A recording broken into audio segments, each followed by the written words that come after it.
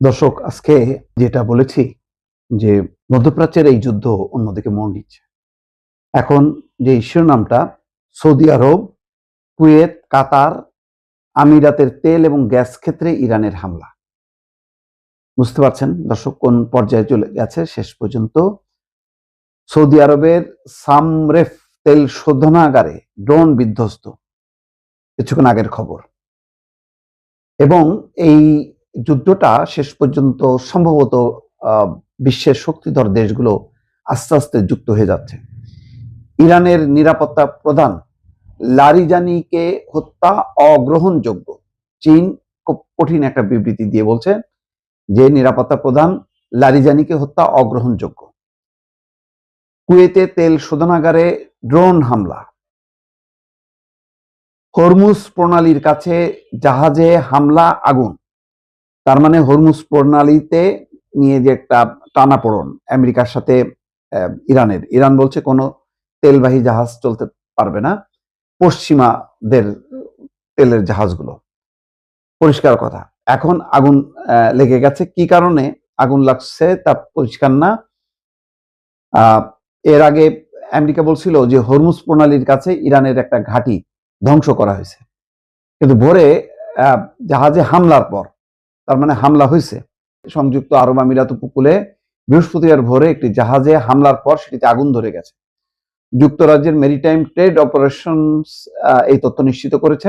সংস্থাটি বলছে জাহাজটিতে অজ্ঞাত একটি বস্তু আঘাত এনেছে, এতে সেখানে অগ্নিকাণ্ড ঘটেছে।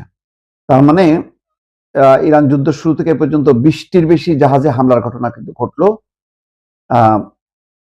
তার মানে পুরো নিয়ন্ত্রণ, যেটা নিরাপত্তা হরমুজ প্রণালী, সেটা মানে নিশ্চিত হয়নি, এবং সেখান থেকে যে জাহাজ চলাচল এই ঘটনার পর আরো ব্যাহত হবে, এটা পরিষ্কার। কুয়েতের তেল শোধনাগারে ড্রোন হামলা হয়েছে। হামলার ফলে সেখানে সীমিত পর্যায়ের অগ্নিকাণ্ড ঘটেছে।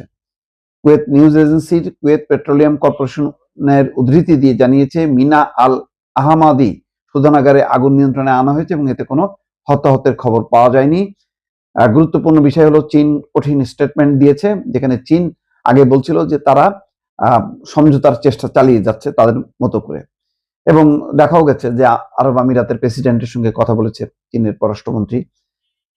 কিন্তু লারিজানি হত্যার পর পরিস্থিতি একদম পাল্টে গেছে।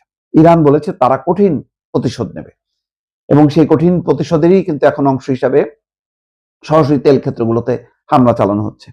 ইরানের জাতীয় নিরাপত্তা প্রধান আলী লারিজানিকে ইসরায়েলের হত্যা করার ঘটনার কঠোর নিন্দা জানিয়েছে চীন। বেজিং এই হত্যাকাণ্ডকে অগ্রহণযোগ্য বলে আখ্যায়িত করেছে। চীনের পররাষ্ট্র মন্ত্রণালয়ের মুখপাত্র লিন জিয়ান এক সংবাদ সম্মেলনে বলেছে, আন্তর্জাতিক সম্পর্কের ক্ষেত্রে আমরা সবসময় শক্তি প্রয়োগের বিরোধিতা করে আসছি। ইরানের রাষ্ট্রীয় নেতাদের হত্যা এবং বেসামরিক লক্ষ্যবস্তুতে হামলার ঘটনা আরো বেশি অগ্রহণযোগ্য। সৌদি আরবের সামরেফ তেল শোধনাগারে ড্রোন বিধ্বস্ত। সৌদি আরবের ইয়ানুব বন্দরে সৌদি আরামকো সামরেফ তেল শোধনাগারে একটি ড্রোন বিধ্বস্ত হয়েছে।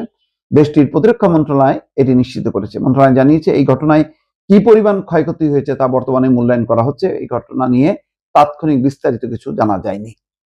বুঝতে পারছেন দর্শক, যে তার মানে সৌদি আরব, কুয়েত, কাতার, আমিরাতের তেল এবং গ্যাস ক্ষেত্র এখন টার্গেট করছে। ইরান আরো চাপ তৈরি করছে যে তোমরা আমেরিকাকে ঠেকাও বা হটাও, যাতে ইরানের উপর হামলা না হয়।